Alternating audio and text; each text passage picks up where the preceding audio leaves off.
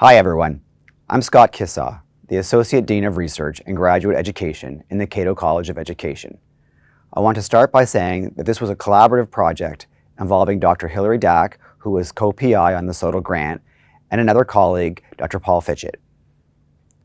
Faced with declining interest in becoming a teacher, growing competition from alternative licensure programs, and criticism for being too theoretical and not practice-oriented, teacher preparation programs are suffering from declining enrollment.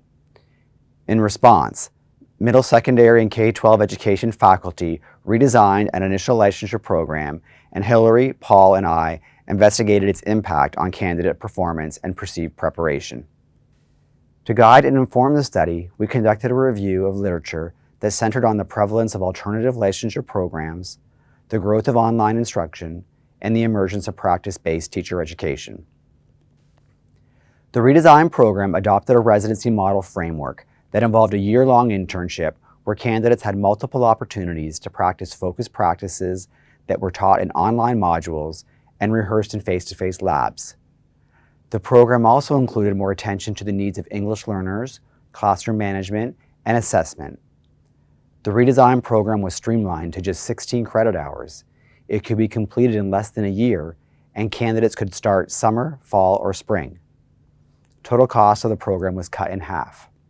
We sought answers to the following research questions. What impact did the program redesign have on teacher candidate performance?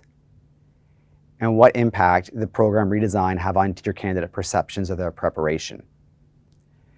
To investigate the first question, we compared the performance of candidates from both the former and redesigned programs on the CLAS and EdTPA.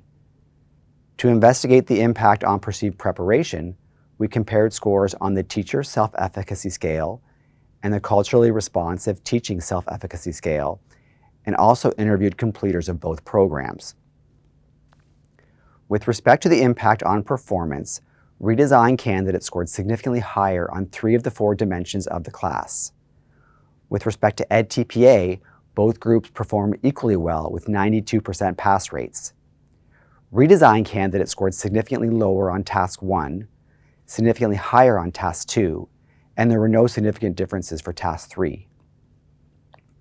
With respect to impact on perceived preparation, candidates who completed the redesigned program reported lower scores on the Teacher Efficacy Scale, but similar scores on the Culturally Responsive Teaching Self-Efficacy Scale. Differences between the 2 groups that emerged in the interviews were that the redesigned candidates felt less confident in their abilities to manage a classroom, use assessments, and teach diverse learners in an urban setting.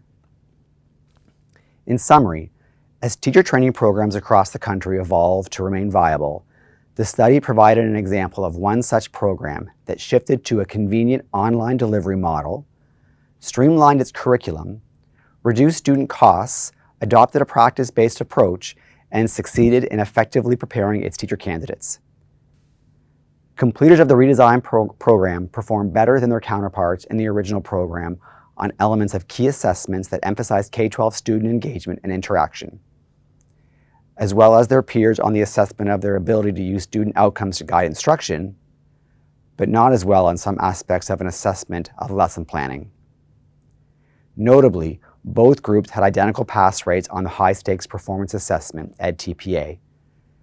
Despite the positive impact the program redesign appeared to have on elements of candidate performance, its failure to adopt a true practice-based approach beyond individual labs and extending throughout all coursework left candidates craving more opportunity to apply what they learned in K-12 classrooms and less confident in their degree of preparation than were their colleagues who completed the original program. Teacher preparation programs should consider the lessons learned in this study prior to embarking upon programmatic redesign. Hilary and I want to thank SOTL Funding for supporting our research, and we really appreciate your interest in our work.